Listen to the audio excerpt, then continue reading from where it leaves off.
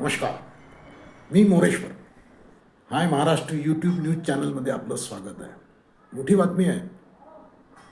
नागपूर जिल्ह्यातल्या कळमेश्वर तालुक्यामध्ये राऊळगाव येथे रविवारी सकाळी म्हणजे आज स्फोटक निर्माण करणाऱ्या SBL कंपनीत भीषण स्फोट झाला आहे. सकाळची घटना आहे. हा स्फोट इतका भयंकर आहे की सारेच कामगार मृत्युमुखी पडल्याची भीती आहे. आता पण 16 मृतदेह बाहेर काढण्यात आले. 16.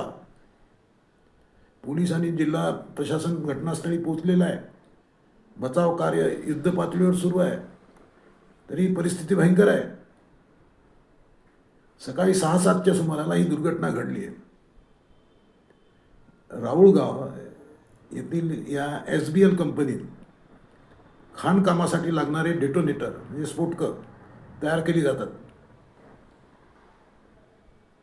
डिटोनेटर निर्मिती प्रक्रियेदरम्यान हा अचानक स्फोट झाला आहे. स्फोटाचा आवाज एवढा प्रचंड होता की आजूबाजूच्या गावामध्ये तो ऐकू आला.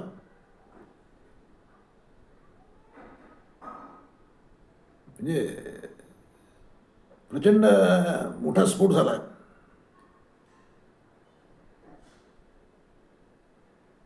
आणि एकच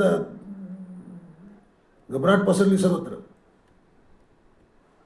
घटनेच्या वेळी संबंधित फॅक्टरीमध्ये विभागामध्ये 35 कामगार काम करत होते. स्फोटानंतर निर्माण झालेल्या आगीमुळे आणि ढिगाऱ्यामुळे काही कामगार आत अडकल्याची भीती व्यक्त होत आहे. 16 मृतदेह आता पण बाहेर काढण्यात आले आहेत.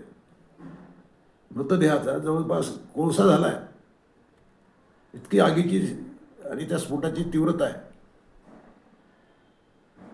अडकलेल्या कामगारांना बाहेर काढण्यासाठी युद्ध पातळीवर प्रयत्न सुरू आहेत.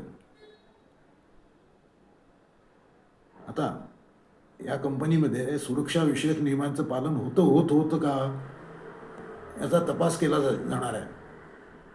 स्फोटाचे नेमके कारण शोधण्यासाठी चौकशी सुरू करण्यात आली आहे. खुद्द मुख्यमंत्री देवेंद्र फडणवीस यांनी या स्फोटाच्या सखोल चौकशीचे आदेश दिले आहेत. आजूबाजूच्या ग्रामस्थांमध्ये भीतीचं वातावरण आहे. विशेष म्हणजे पहा, नागपूर जिल्ह्यामध्ये ग्रामीण भागात स्फोटकं तयार करण्याचे अनेक कारखाने आहेत. लहान मोठे. ती स्फोटकं बनवली जातात.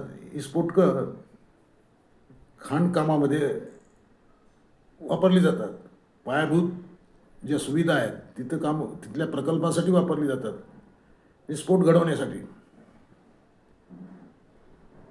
पण त्यांची निर्मिती आणि त्यांचं पॅकिंग करताना सुरक्षेचे नियम पाळले जातात का, हा विषय आता नव्याने चर्चेत आलेला आहे. या भागातला हा पहिला स्फोट नाही आहे.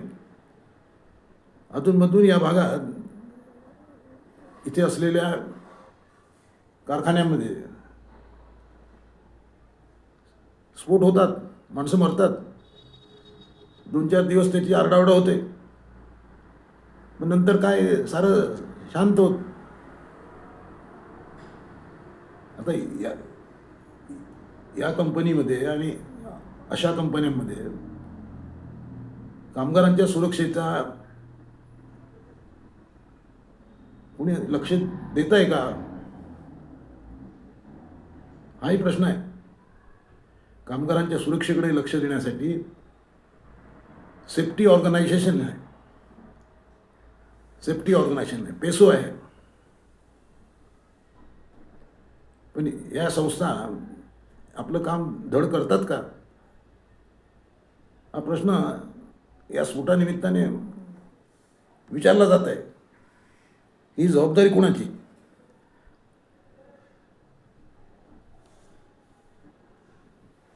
या भागात ही जी स्फोटानंतर जी आग लागली होती ती आग विझवायला 4 तास लागले. त्याच्यानंतर तुम्ही या स्फोटाची आगीची तीव्रता लक्षात घ्या. तर सरकारने चौकशीचे आदेश दिले आहेत. मदतही केली जाईल कामगारांना, त्यांच्या कुटुंबियांना.